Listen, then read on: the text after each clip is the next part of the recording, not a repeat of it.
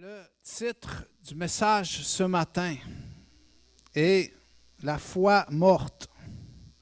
La foi morte. Je vais expliquer mon image tantôt. Vous savez, j'ai ce fardeau-là dans mon cœur. Ce fardeau fait que je me préoccupe pour vous. Je vis continuellement une préoccupation, un désir de voir toutes les vies transformées complètement. Donc, je me préoccupe vraiment vraiment de voir vraiment qu'est-ce que Dieu veut faire, de quelle manière il veut le faire. Le pourquoi, du comment, du pourquoi, on ne le sait pas, mais cette préoccupation-là est en moi. Et dernièrement, je me préoccupais, parce que qui a jamais entendu parler de Jésus ici? Je ne voulais pas vous fatiguer que vous levez la main, je voulais vous épargner. Tout le monde a entendu parler de Jésus. Tout le monde, à un moment de sa vie, a même fait ces mots, puis il a accepté d'y croire. Puis peut-être qu'aujourd'hui, les années ont passé. Et moi, ma préoccupation est surtout vers ceux qui semblent avoir accepté Jésus, mais que ça fait un moment et que leur vie semble aussi stagner. Ils semblent avoir... les années ont passé et se sont juste multipliées et la vie n'a pas semblé changer, ou du moins, beaucoup vivent encore des combats. On vit tous des combats d'une certaine façon, mais sont dans des combats vraiment préoccupants. Puis pourquoi? Je me suis rendu compte qu'il arrivait un moment où peut-être je doutais que chacun va accepter Jésus. J'avoue. Mais en même temps, tu l'as accepté. Il est venu dans ta vie, il est venu dans ton cœur. Maintenant, oui, les circonstances de la vie, il y a des choses qui sont arrivées. Ça veut dire que ça m'a amené que j'ai perdu ce doute-là et vraiment, je suis convaincu que Jésus est vraiment rentré dans votre vie à tous et chacun. Parce que vous l'avez fait, vous l'avez laissé rentrer. Jésus ne s'en va pas comme ça, hein? Tu le laisses rentrer, t'es fait, hein? Mais il y a tout ce qui entoure le reste. Et ce qui me trouble, en fait, c'est vraiment à cause de l'environnement et toutes les formes de dynamique. Mais c'est qu'on voit ces personnes qui ont cru ou qui croient en Jésus, qui semblent croire que Jésus est réel, qui vivent encore, qui sont aux prises avec la toxicomanie, sont dans des dépendances ou toutes sortes de choses, de situations, de défis handicapants pour la vie, malgré le fait qu'ils ont accepté Jésus. Pourquoi? Pourquoi? Et c'est un peu ce qui me troublait. Puis en réalité, quand tu parles avec chacun et chacune, on va dire que tout le monde semble peut-être avoir une bonne raison de vivre ce qu'il vit. Okay? Ou une bonne motivation verbale de s'en sortir. C'est le désir verbal de s'en sortir, mais ça finit là, tu sais. Et c'est difficile parce que moi, je crois à la liberté complète. Je crois à la liberté complète. Pourquoi? Parce que je l'ai vécu. Fait que j'y crois.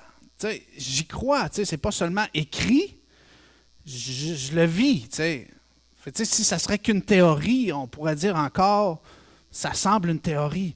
Mais moi, j'ai vécu cette liberté complète et le Seigneur m'a guidé vers cette liberté. Le Seigneur m'a guidé vers cette liberté.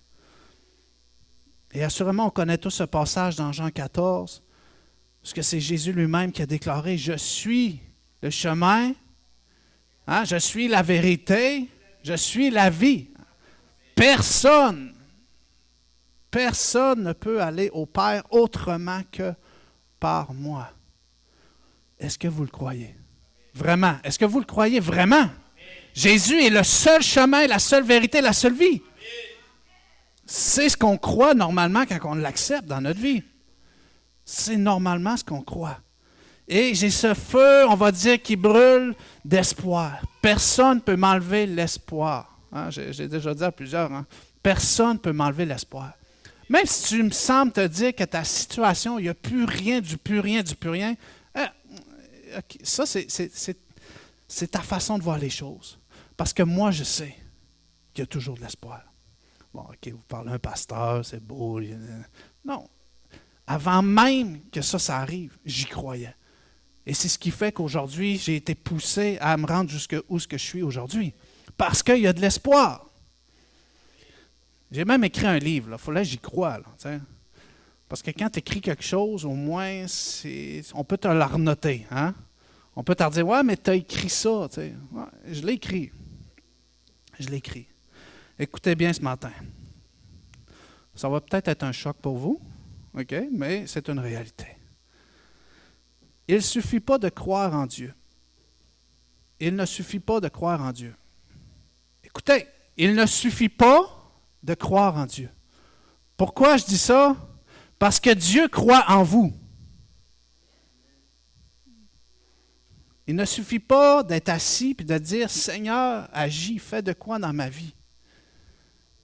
Dieu croit en vous. Et Jean 14, 12 dit, c'est Jésus, il dit, oui, je vous le déclare, c'est la vérité. Celui qui croit en moi fera aussi les œuvres que je fais. Et il en fera même de plus grandes parce que je vais au Père. Mais quand il dit, celui qui croit en moi fera aussi les œuvres que je fais. Tu sais, c'est sûr qu'on pense, oui, miracle, guérison, non, non, non, non. Ouais, non, mais t'as peur. Non. Il va suivre la même vie, les mêmes principes. Tout ce que j'ai enseigné, tout ce que j'ai dicté comme règle de vie, celui qui croit en moi fera aussi de même. Parce que lui aussi, il croit. Fait que sa vie va se manifester. Il ne fera pas juste croire. Parce que Jésus a investi tellement dans beaucoup, parce qu'il croyait en eux. Il croyait qu'il y avait de l'avenir. Et Dieu aspire à nous tous voir ses enfants marcher, suivre ses traces. Que chacun de nous puissions comprendre les enseignements, les principes et les mettre en pratique. La prédication n'agit pas comme une seule source de motivation émotionnelle, mais elle doit se transformer au niveau physique. Elle devient un propulseur. Parfois, on peut venir seulement, on vient chaque dimanche, en fait, pour être un peu, recevoir l'énergie pour le reste de la semaine. Mais on ne peut pas s'appuyer sur juste ce simple propulseur. Il y a toute une dynamique de mise en pratique des enseignements et des principes qui sont enseignés. Il y a tout on est à l'école ici, hein? Il y a une leçon qui est donnée. Maintenant, on se doit d'étudier. C'est comme si le dimanche prochain, je dis, on va avoir un examen par rapport à cette leçon.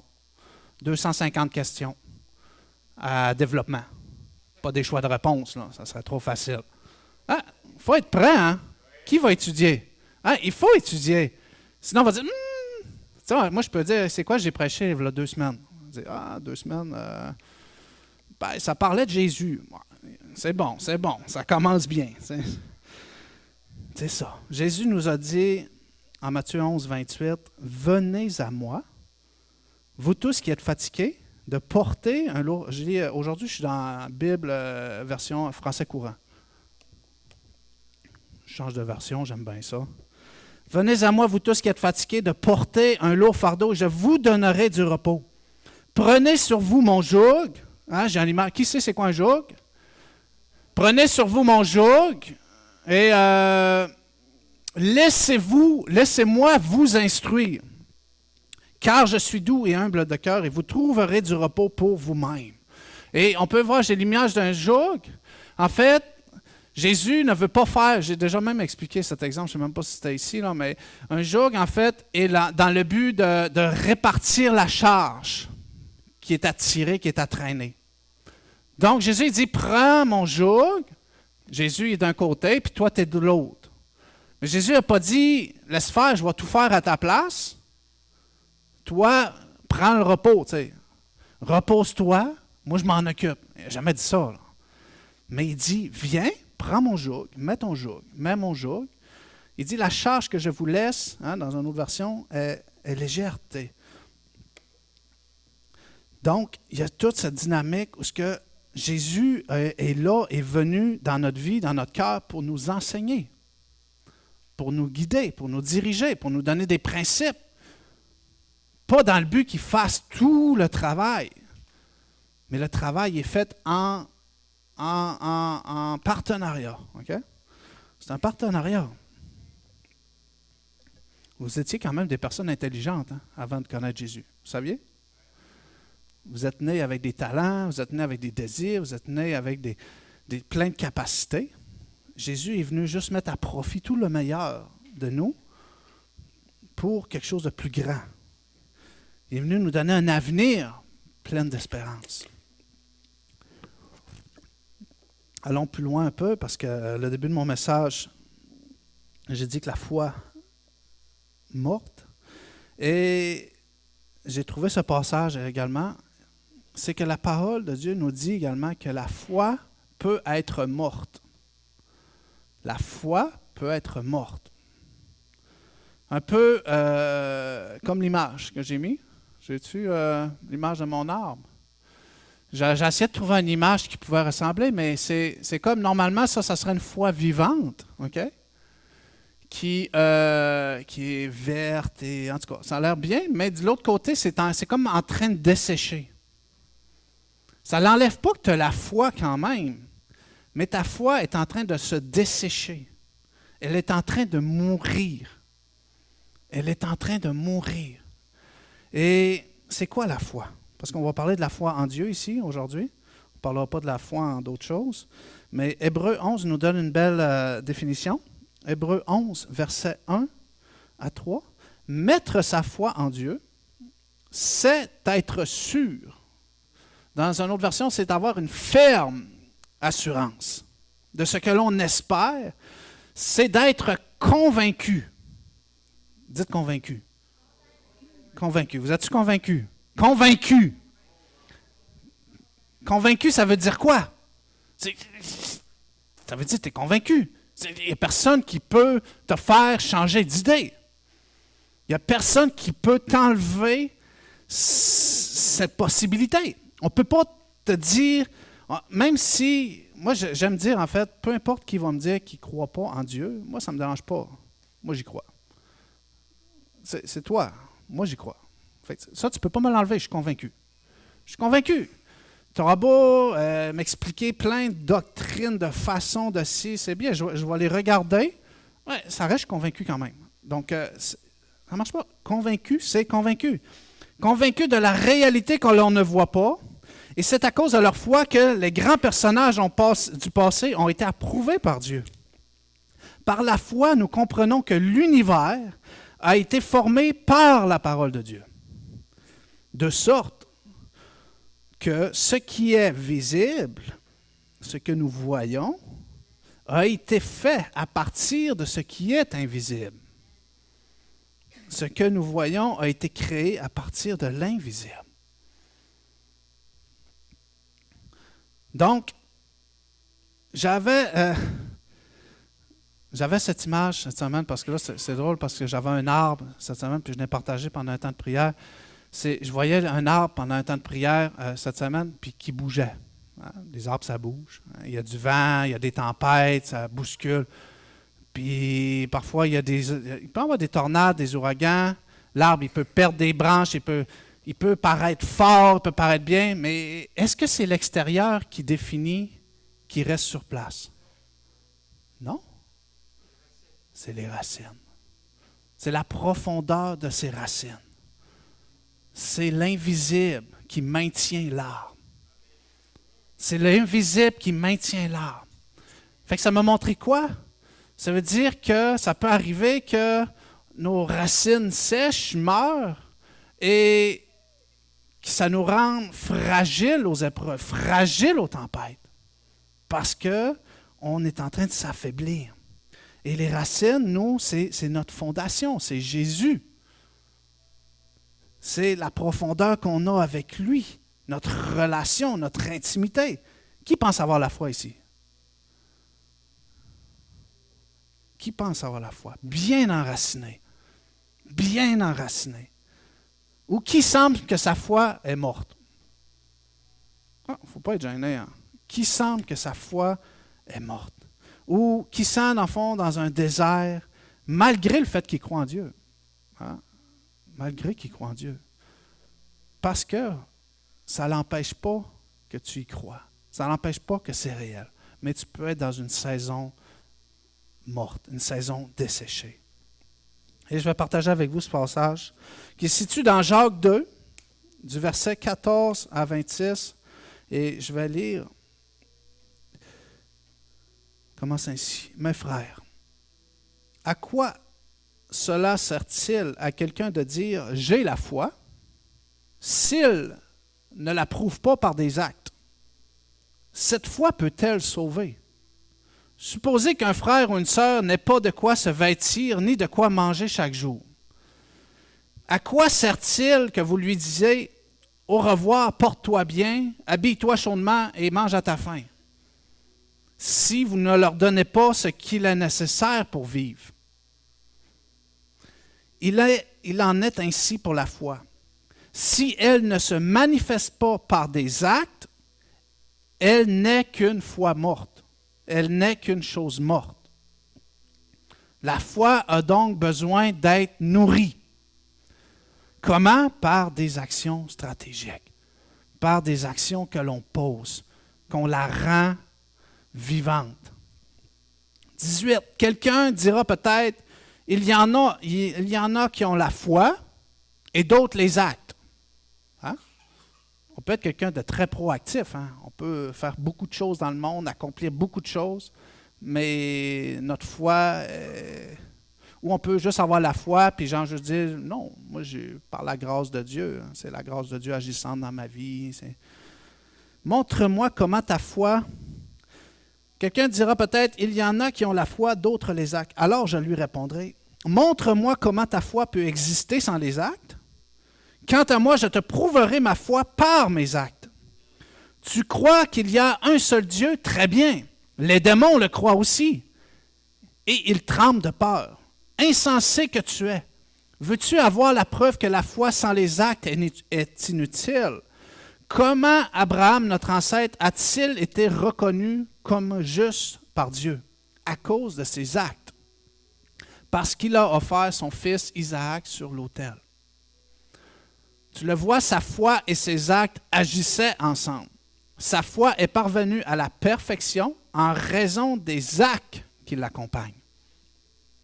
Ainsi s'est réalisé ce que dit l'Écriture. Abraham eut confiance en Dieu. Eut confiance en Dieu.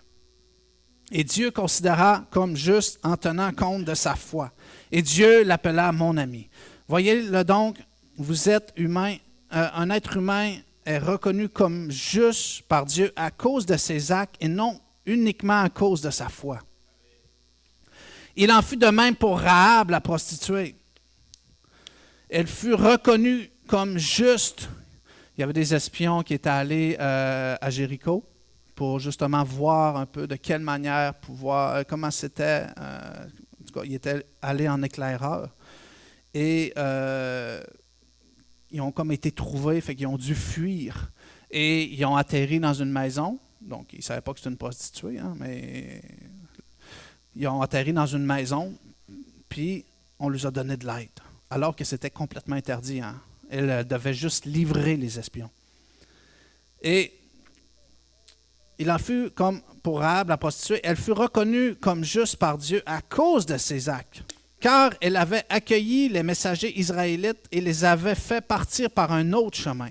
En effet, de même que le corps sans le souffle de vie est mort, de même la foi sans les actes est morte.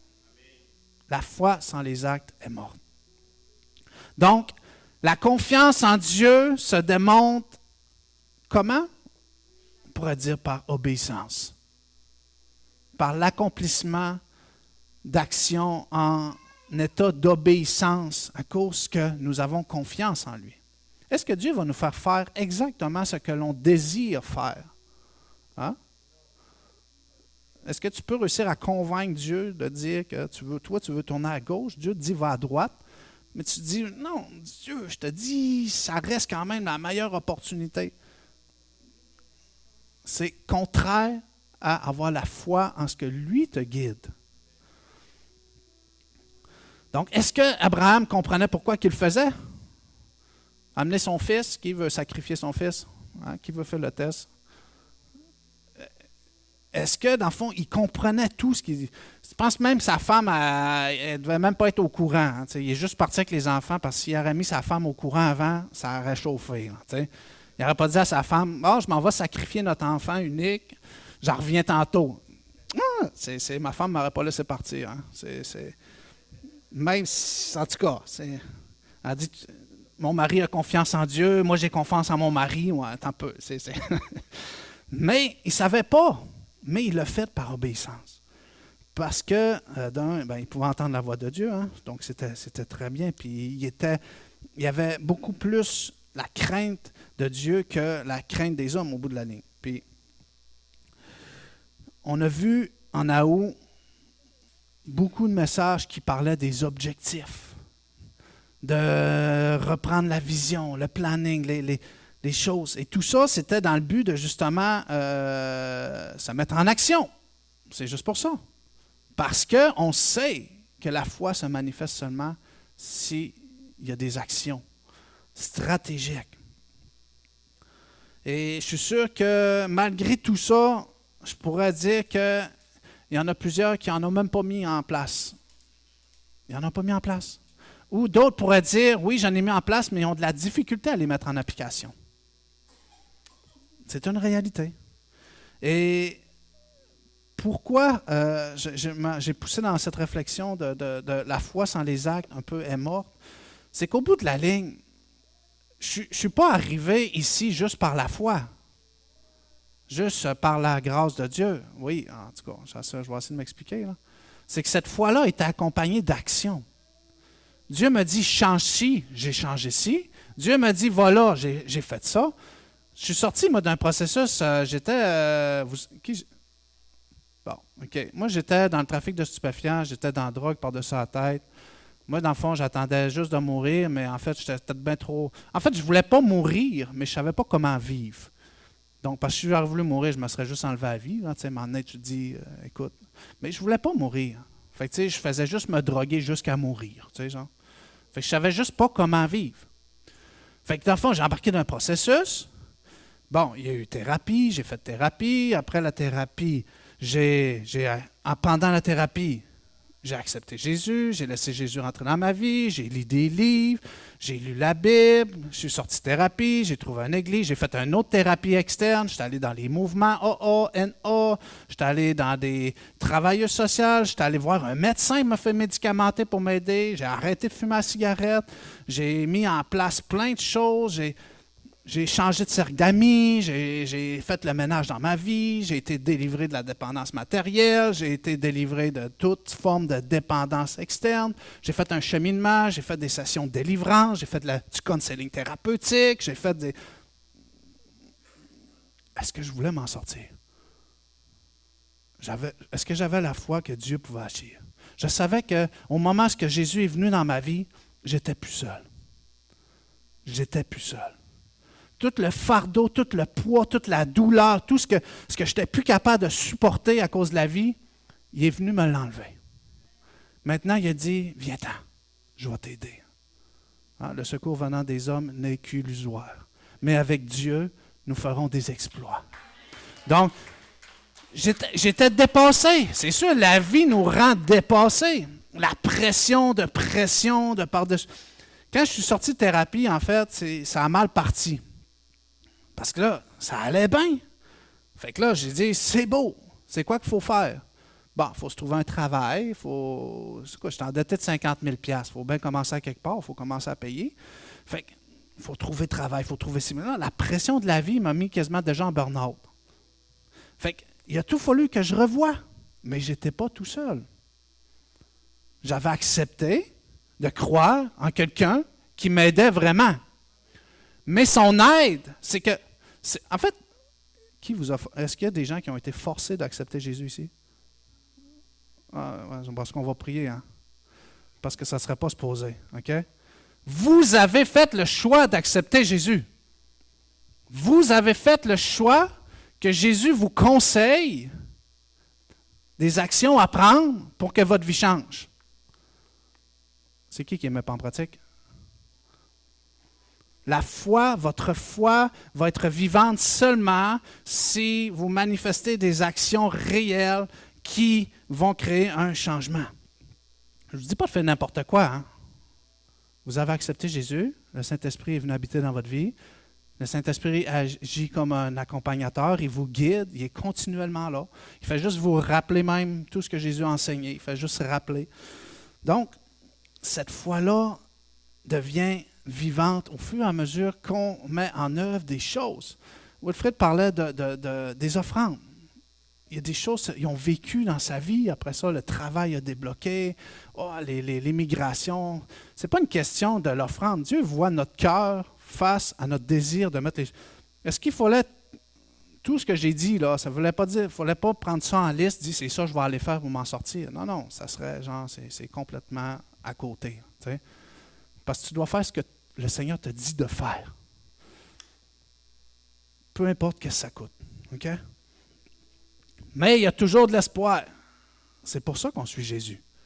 C'est ça pourquoi qu'on le suit? On le suit parce qu'il y a de l'espoir. Et chaque décision n'est pas nécessairement facile. Parce que ça coûte quelque chose. Ça coûte quelque chose. Vous savez, moi, dans le fond, dans mon ancienne vie, en fait, j'avais découvert mon problème en 2008. J'avais un problème d'alcool, puis de cocaïne, puis de jeu. OK? Puis en 2008, j'ai eu une révélation. Je n'étais pas chrétien, là, mais on va dire que c'est une révélation parce qu'il y a une lumière qui s'est allumée. J'ai dit, ça y est, mon problème, c'est l'alcool. J'ai arrêté de consommer l'alcool. Puis en même temps, j'ai arrêté la drogue qui était la cocaïne, puis j'ai arrêté le jeu. Parce qu'en buvant pas, je n'étais pas dans un bar, puis si je n'étais pas dans un bar, je n'avais pas besoin de jouer aux machines. Puis si je n'étais pas debout toute la nuit, je n'avais pas besoin de drogue pour me maintenir. Fait que ça a marché. Mais il est venu une dépendance matérielle. Parce que là, pendant que j'avais cette dépendance-là, je ne pouvais rien me payer. J'avais jamais d'argent. Je ne sais pas pourquoi, là, mais j'avais jamais d'argent. Fait que là, je me suis mis à acheter des chars, des 4 roues, des skidoo.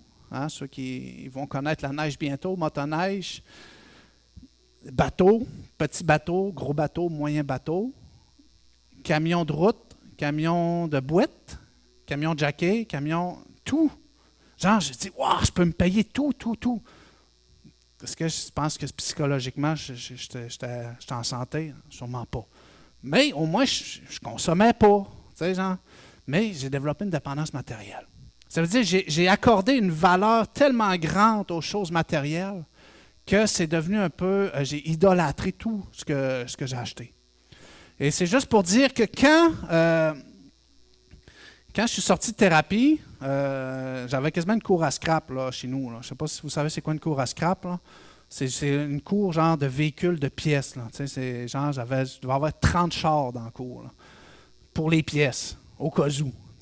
Juste au cas où que j'en ai besoin. Et j'étais endetté, hein? J'étais ultra endetté.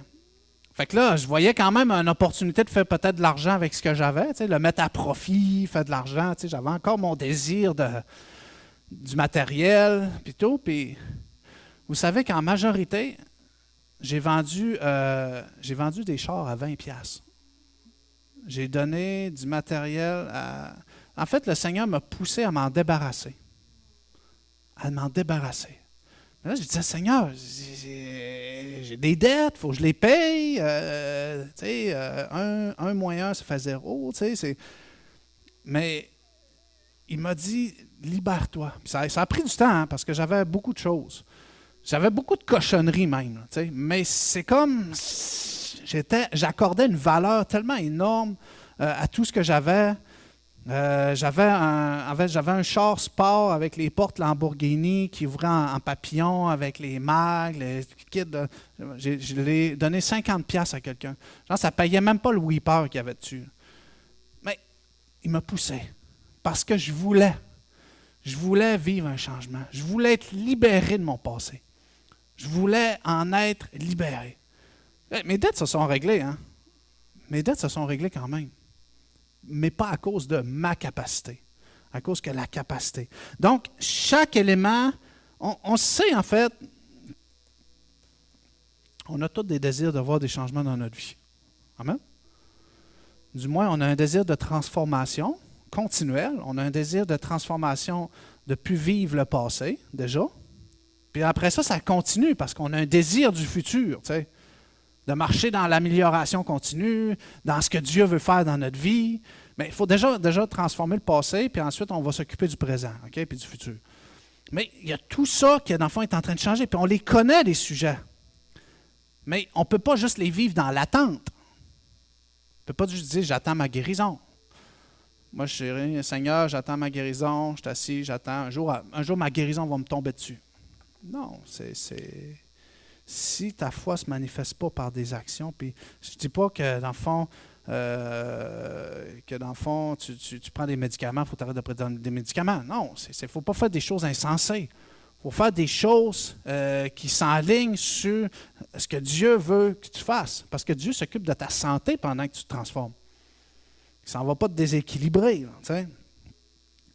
Et je partageais à un frère, c'était Émile, je partageais. Moi, quand j'ai arrêté de fumer la cigarette, ben, il y en a que ça marche, là, qui arrêtent de même. Là. En tout cas, moi, c'était pas de même. Mais moi, il a fallu que j'essaye plein d'affaires. J'ai essayé la gomme, j'ai essayé les patchs, j'ai essayé des affaires. Mais je voulais arrêter. J'ai reçu la révélation qu'il faut que j'arrête. Maintenant, tu fais quoi? Tu t'engages. Tu n'attends pas juste qu'un jour, un moment donné, ça te tombe. Fait que j'ai pris les moyens. Puis pendant que je prenais les moyens, j'ai juste arrêté. Ça veut dire que dans le fond, mon traitement, j'ai fait qu'une semaine. Parce que dans le fond, parce qu'à chaque processus, il y a comme un enseignement relié. Puis pendant que je m'injectais encore de la nicotine, le Seigneur m'a dit, mais qu'est-ce que tu fais, en fait? Tu veux te convaincre que, dans le fond, tu as besoin de sevrage, puis tu as besoin encore de la nicotine, tu as encore besoin, alors que je t'ai déjà poussé à être libéré. Fait que ça a été une révélation pendant la révélation. Amen? Fait que j'ai arrêté parce que je voulais juste me convaincre que j'avais encore besoin de... Non, tu demandes la liberté, Dieu te libère, Dieu t'accompagne, c'est ça, c'est tout. C'est pas Dieu qui te convainc que, ouais, mais en tout cas, il faudrait que tu prennes ton temps, tu sais, puis... Non.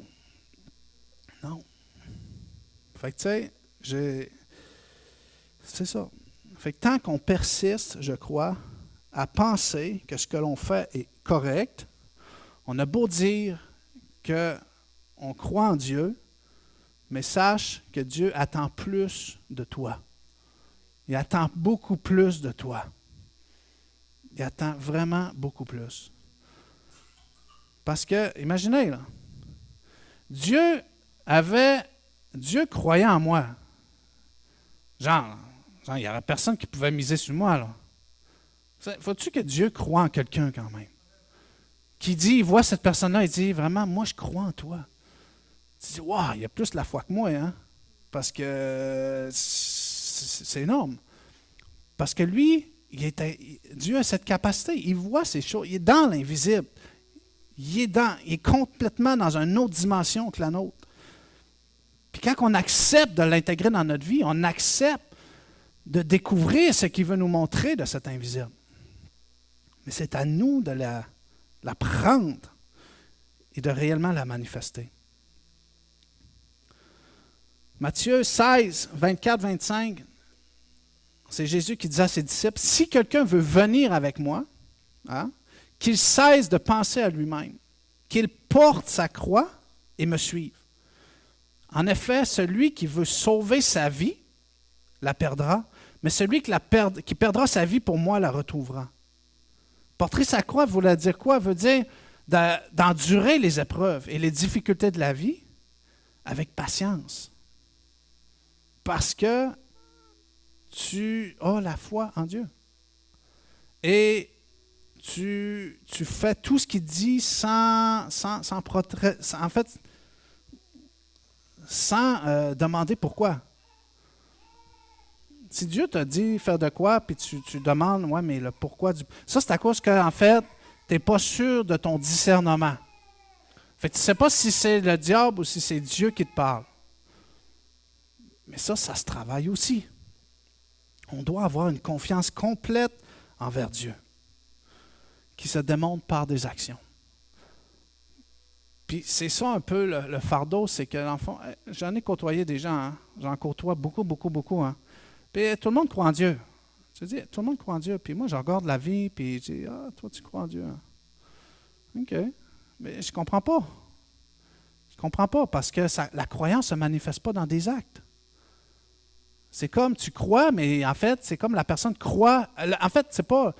La personne attend encore après Dieu. Ça veut dire attendre après Dieu puis croire en Dieu, c'est différent. Si tu attends après Dieu, tu vas attendre encore longtemps. Parce que Dieu attend après toi. Il est venu dans ta vie, il est venu dans ton cœur pour te transformer. C'est pas lui qui a besoin d'être transformé. Il est venu pour te transformer.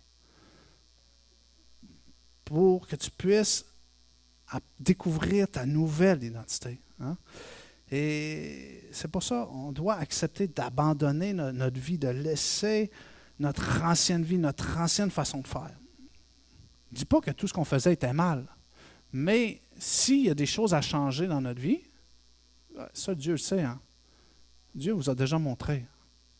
Moi, je n'ai pas besoin d'être là pour vous dire, toi change ci, toi change ça. Moi, je fais juste regarder ta foi en action. Là. Parce que moi, je vous fais toute confiance. Hein? Vous dites, moi, j'ai foi en Dieu. Moi, je vous crois. Hein? Moi, je vous crois. Mais j'attends juste de la voir en action. C'est la seule chose. Et j'aimerais qu'on puisse ensemble, on va prier pour ça. Parce qu'on a pris la communion au début, puis peut-être que plusieurs la font machinalement, hein, parce qu'on la prend chaque mois. Tu sais, genre, c'est comme, bon, on prend la communion, OK? On a droit à un morceau de pain et un peu de jus de raisin. C'est un cadeau bonus. Mais la communion est dans le but de se rappeler le pourquoi qu'on suit Jésus.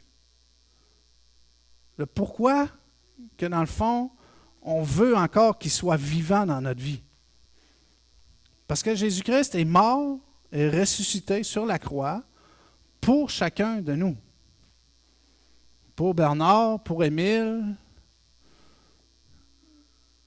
juste pour vous deux. Pour tout le monde. Il est venu, il s'est laissé, parce qu'il fallait qu'il accomplisse cette œuvre. Il nous a donné le moyen de la communion de nous rappeler toute l'ampleur de la souffrance, alors est-ce qu'il méritait? De tout ce que, dans le fond, il a enduré, même s'il n'aurait pas voulu passer par là, c'était le seul moyen de pouvoir nous donner l'espoir qu'on peut vivre aujourd'hui. D'une vie éternelle,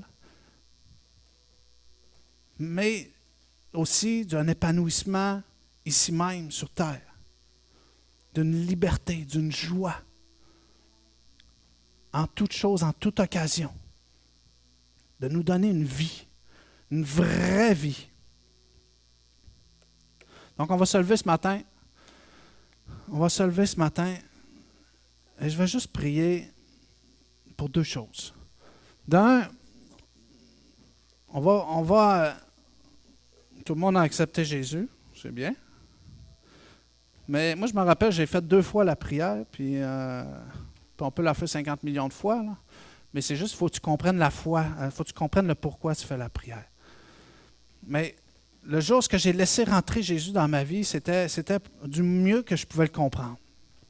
Parce que moi, c'était par curiosité. Rendu ce que j'étais dans ma vie, je voulais vivre un changement. Fait que je l'ai accepté par curiosité. Parce que j'y croyais pas, donc, tu sais. Mais là où j'étais rendu, j'ai dit, bon, si c'est vrai, bien, viens me montrer. Et c'est la première chose qu'il a faite. Je l'ai laissé rentrer dans ma vie, et il y a tout le poids de mes fardeaux qui sont partis. Ça, c'est le premier effet que j'ai ressenti. Lorsque j'ai donné la place. Lorsque j'ai ouvert mon cœur.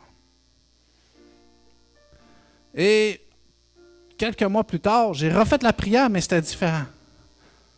Parce que je n'avais pas compris la partie que, genre, je te donne toute ma vie.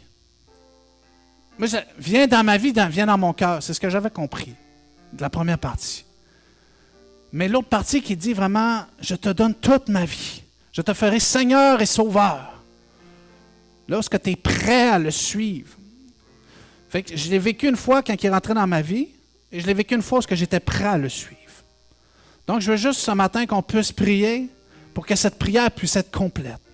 Pour ceux qui l'ont juste laissé rentrer dans leur vie ou ceux qui ne l'ont jamais laissé rentrer dans leur vie, puissent